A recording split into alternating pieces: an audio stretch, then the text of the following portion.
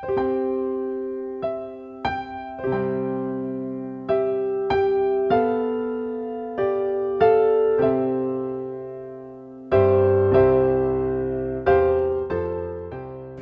pagi, sahabat Cakrawala yang diberkati oleh Tuhan. Salam jumpa dalam kasih Tuhan kita Yesus Kristus. Sahabat Cakrawala, sesaat lagi kita akan bersama-sama mendengarkan renungan Oasis Fajar yang akan disampaikan oleh Mayor Kriston Harinei, Opsir Bagian Pengembangan Korps Kantor Pusat Teritori Bandung. Selamat mendengarkan, Tuhan Yesus memberkati.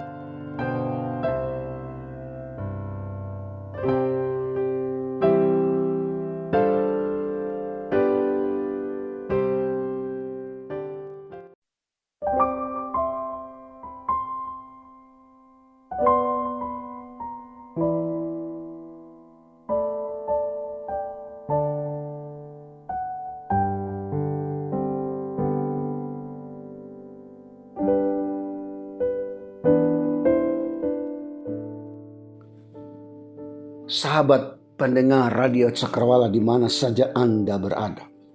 Salam sejahtera dan salam berkat di dalam nama Tuhan kita Yesus Kristus.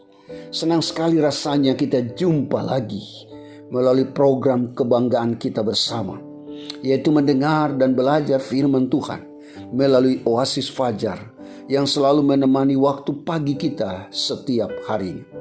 Sebelum kita melanjutkan acara ini, maka marilah kita terlebih dahulu berdoa. Kita berdoa. Bapa kami yang di sorga, saat ini kami datang kepadamu. Kami bersyukur karena sepanjang istirahat malam kami begitu merasakan pemeliharaanmu yang begitu ajaib dan sempurna. Sehingga bila kami bisa bangun pagi ini, semua karena kebaikan Tuhan. Sebelum kami melanjutkan aktivitas dan pekerjaan kami, lebih dahulu kami ingin mendengarkan firman. Siapkan kami untuk mendengarkan suaramu dan berbicaralah kepada kami, karena kami telah siap untuk mendengarkan isi hatimu melalui perenungan dalam acara Oasis Fajar di Radio Cakrawala ini. Dalam nama Tuhan Yesus kami berdoa. Amin. Bacaan Alkitab yang menjadi dasar perenungan kita pada saat pagi hari ini diambil dari Injil Matius pasal yang ke-14 ayat 13 sampai ayat yang ke-21. Injil Matius pasal yang ke-14 ayat 13 sampai ayat yang ke-21. Saya baca di dalam nama Tuhan kita Yesus Kristus. Yesus memberi makan 5.000 orang. Setelah Yesus mendengar berita itu, menyingkirlah ia dari situ dan hendak mengasingkan diri dengan perahu ke tempat yang sunyi. Tapi orang banyak mendengarnya dan mengikuti dia dengan mengambil jalan darat dari kota-kota mereka. Ketika Yesus mendarat, ia melihat orang banyak yang besar jumlahnya. Maka tergeraklah hatinya oleh belas kasihan pada mereka, dan ia menyembuhkan mereka yang sakit. Menjelang malam, murid-muridnya datang kepadanya dan berkata, "Tempat ini sunyi dan hari sudah mulai malam. Suruhlah orang banyak itu pergi supaya mereka dapat membeli makanan di desa-desa." Tetapi Yesus berkata kepada mereka, "Tidak perlu mereka pergi. Kamu harus memberi mereka makan." Jawab mereka, "Yang ada pada kami di sini hanya 5 roti dan 2 ikan." Yesus berkata, "Bawalah kemari kepadaku." Lalu disuruhnya orang banyak itu duduk di rumput. Dan setelah diambilnya 5 roti dan 2 ikan itu, Yesus menengadah ke langit dan mengucap berkat, lalu memecah-mecahkan roti itu dan memberikannya kepada murid-muridnya.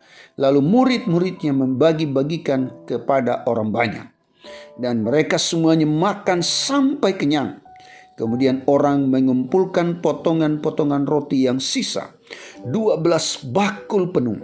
Yang ikut makan kira-kira 5.000 laki-laki, tidak termasuk perempuan dan anak-anak.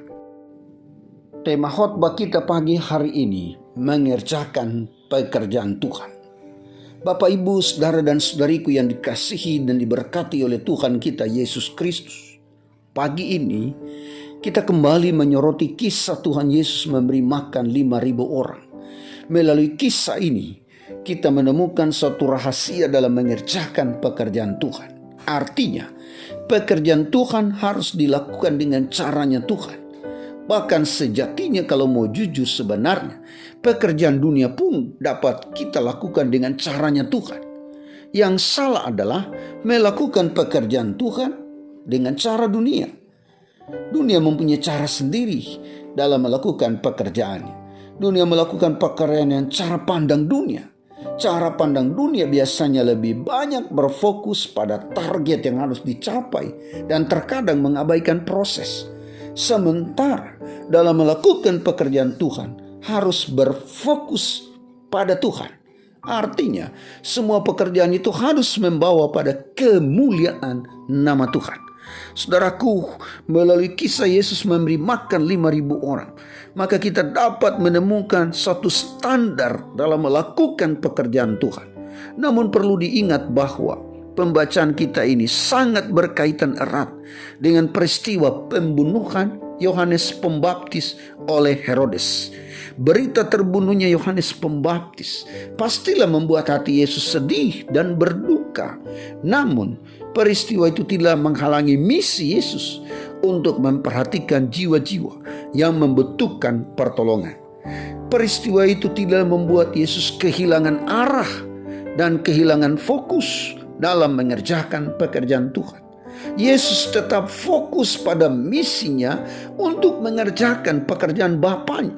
Karena itu melalui kisah ini kita akan belajar bagaimana mengerjakan pekerjaan Tuhan. Pertama, saudara-saudara, kita butuh hati yang berbelas kasihan. Dalam mengerjakan pekerjaan Tuhan, maka kita butuh hati yang berbelas kasihan. Saudaraku, setiap Yesus melihat kumpulan manusia, maka selalu kita menemukan pernyataan yang berkata, maka tergeraklah hatinya oleh belas kasihan. Artinya, bila kita gambarkan alasan mengapa Yesus melakukan setiap mujizatnya bagi manusia, maka satu-satunya alasan Yesus melakukan semua itu adalah karena belas kasihan. Yesus adalah Allah yang memiliki belas kasihan kepada manusia. Dia melihat manusia dengan kasih. Dia memperlakukan manusia dengan kasih. Bahkan satu-satunya alasan mengapa Yesus harus datang ke dalam dunia ini, mati di kayu salib, adalah karena kasih. Bahkan dalam pembacaan kita, Yesus melihat kumpulan orang banyak itu sebagai domba yang tidak mempunyai gembala. Disinilah kita melihat bahwa Yesus bertindak sebagai gembala yang baik, yang begitu paham dengan semua permasalahan manusia. Dia adalah gembala yang punya kasih yang tanpa batas. Dia bahkan berkata, "Akulah gembala yang baik." Gembala yang baik memberikan nyawanya bagi domba-dombanya. Saudara-saudara yang diberkati oleh Tuhan kita Yesus Kristus, menjadi sebuah pertanyaan untuk kita hari-hari ini. Ketika kita melakukan satu pelayanan, ketika kita beribadah dan memberi persembahan kita kepada Tuhan, apa yang mendasari semua kegiatan itu? Apakah itu karena rutinitas? Atau karena itu adalah sebuah ekspresi dari hati yang sudah mendapat belas kasihan dari Tuhan? Apakah itu sebuah refleksi bagaimana kita sudah mengalami perjumpaan dengan Tuhan? Apakah itu sebuah refleksi bahwa saya orang yang berdosa sudah ditebus dengan karya yang luar biasa oleh Allah, oleh Kristus dengan mati di kayu salib? Kalau itu adalah sebuah refleksi dari hati yang sudah mendapat belas kasihan dari Allah, maka itu adalah sesuatu yang sangat indah di hadapan Tuhan. Butuh belas kasihan. Sehingga ibadah dan tindakan persembahan kita bukanlah sekedar rutinitas atau kebiasaan yang turun-temurun, melainkan sebuah refleksi dari hati kita yang telah dibaharui oleh belas kasihan Allah.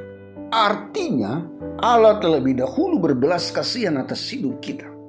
Allah telah lebih dahulu memberikan karunia-Nya atas hidup kita. Sehingga semua yang kita lakukan harus berangkat dari kasih karunia Allah. Itu teladan yang pertama. Mari kita lihat teladan yang kedua. Kita butuh pengorbanan. Saudaraku, sejak berdirinya gereja Balak Selamat, maka sejak itu pula jiwa militansis orang prajurit adalah kerelaan untuk berkorban. Semangat ini dimulai oleh William Booth yang merasa terpanggil untuk melayani mereka yang hidup dalam kemiskinan, hidup dalam kebodohan, dan berbagai persoalan sosial yang terjadi kala itu. Potret buram kota London kala itu dalam pandangan mata William Booth merupakan satu kesempatan untuk membagikan Injil Kristus pada mereka tanpa diskriminasi. Pelayanan ini membutuhkan komitmen untuk berkorban. Mereka yang hidup terlunta-lunta di tepi jalan, mereka yang keluar masuk penjara, mereka yang menjadi wanita malam, para pemabuk dan orang-orang yang terpinggirkan menjadi fokus dalam pelayanan. Sekali lagi, pelayanan ini harus ada keberanian untuk berkorban. Saudaraku, mari kita kembali ke cerita tentang Yesus memberi makan 5.000 orang. Maka kita menemukan ada anak kecil yang berani berkomitmen untuk melepaskan haknya demi orang lain. Ada anak kecil yang tidak ingat diri sendiri, tapi belajar berbagi bagi orang lain. Ada anak kecil yang tidak egois, yang tahu bagaimana hidup menjadi sesama bagi orang lain. Semua yang dilakukan oleh anak kecil itu telah memberi kita arti dari sebuah pengorbanan. Pengorbanan yang tulus, pengorbanan yang apa adanya, pengorbanan yang tidak hitung untung atau rugi, pengorbanan yang tidak ada embel-embelnya. Semua dilakukan secara murni untuk berkorban. Tentu dalam situasi sulit seperti saat ini, adanya pandemi COVID yang masih mewabah, bukanlah hal mudah untuk ikut terlibat dalam berkorban bagi pekerjaan Tuhan. Situasi sulit yang begitu berat dan sulit ini, namun bukan berarti situasi ini membuat kita lupa akan janji Tuhan. Situasi ini tidak membuat kita berhenti untuk peduli dan berkorban bagi Tuhan dan orang lain. Justru situasi ini membuat kita semakin berani melepas 5 roti dan 2 ikan layaknya anak kecil tadi dari tangan kita, berpindah ke tangan Yesus demi menolong orang lain yang sangat membutuhkan. Saudaraku, melalui kisah ini kita diajar bahwa kalau mau mendukung pekerjaan Tuhan, maka harus dilakukan dengan motivasi yang benar. Bukan supaya kita bisa mengatur osir atau pendeta kita, karena persembahan kita lebih besar dari orang lain. Di dalam pengorbanan tidak ada unsur untuk mendapat hormat dan pujian. Di dalam pengorbanan hanya ada satu yang diperlukan, yaitu kesediaan untuk kehilangan beberapa yang kita punyai. Inilah cara melakukan pekerjaan Tuhan yang kedua, yaitu kita butuh pengorbanan. Sekarang mari kita lihat cara berikutnya. Ketiga, kita butuh iman.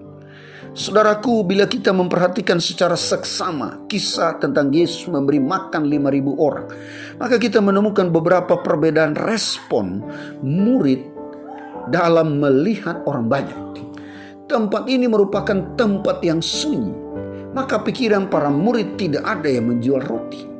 Belum lagi hari sudah malam, mereka sudah capek dan orang banyak belum makan. Maka mereka meminta agar Yesus menyuruh orang-orang itu pulang saja. Tentu saja alasan ini sangat manusiawi dalam pandangan kita. Namun betapa kagetnya mereka, karena Yesus justru berkata, tidak perlu mereka pergi. Kamu harus memberi mereka makan. Ini perintah yang tidak logis. Ini perintah yang tidak masuk akal. Justru melalui perintah inilah kita belajar arti iman yang sesungguhnya. Daraku, penulis kitab Ibrani menjelaskan bahwa iman adalah dasar dari segala sesuatu yang kita harapkan dan bukti dari segala sesuatu yang kita lihat. Persoalan utama dari peristiwa ini adalah di tangan siapakah roti dan ikan itu. Bila roti dan ikan itu tetap ada di tangan anak kecil dan di tangan para murid, maka itu tetap saja sesuatu yang kecil dan terbatas. Tetapi ketika Yesus berkata, bawalah kemari kepadaku, inilah awal dari sebuah persoalan ini diselesaikan. Semua harus diselesaikan di tangan Yesus. Semua harus dibawa ke dalam tangan Yesus. Karena tangan Yesuslah tangan yang tepat, tangan yang pas untuk bisa menyelesaikan persoalan itu. Artinya saudara-saudara, tangan manusia tidak berkuasa, tangan manusia terbatas, tangan manusia tidak mampu melipat gandakan roti itu. Tapi ketika itu ada di tangan yang tepat, dan tangan yang tepat adalah tangan Yesus, tangan yang penuh kuasa, tangan yang menciptakan alam semesta ini, tangan yang membuat segala sesuatu yang tidak ada menjadi ada. Maka 5 roti dan 2 ekor ikan mampu mengenyangkan 5.000 orang yang hadir pada waktu. Ketika roti dan ikan itu ada di tangan Yesus, maka yang kurang menjadi kelimpahan. Demikian pula dengan kita. Bila kita membawa hidup kita ke dalam tangan Yesus, maka kita yang terbatas, kita tidak mampu dapat, kita yang terbatas dan yang tidak mampu ini dapat dipakai menjadi alat kesaksian Tuhan yang hebat dan luar biasa. Saudaraku, mari kita bawa hidup kita berada dalam tangan Yesus. Mari kita bawa persoalan kita berada di tangan Yesus. Mari kita bawa keterbatasan kita ke tangan Yesus.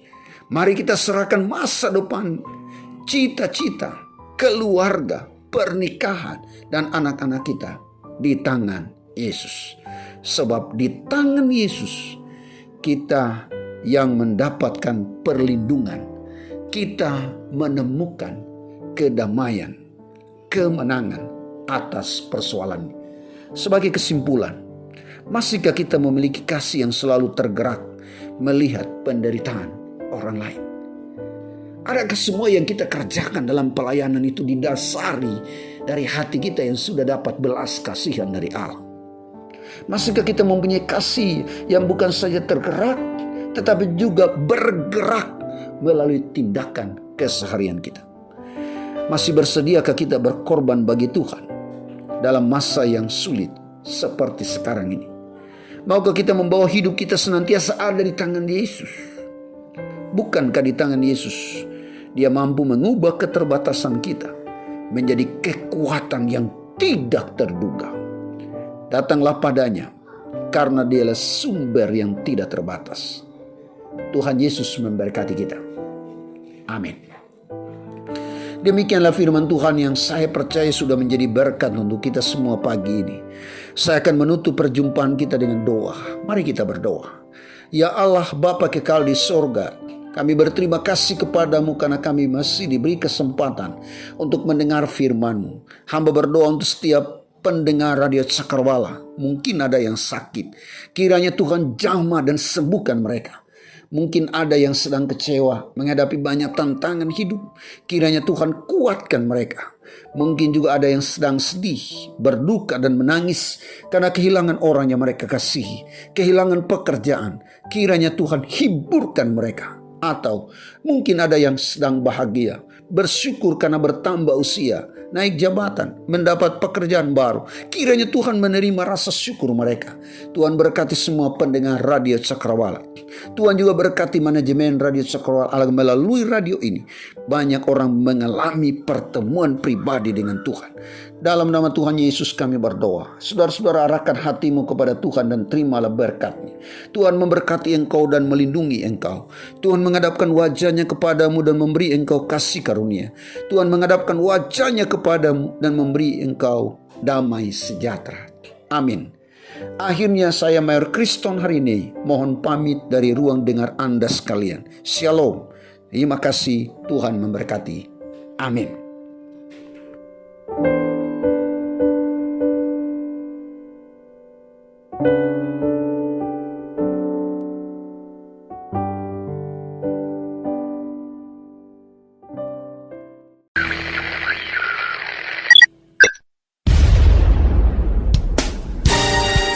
Pastikan Anda tetap bersama dengan kami di gelombang 89,2 FM, The New Cakrawala Radio.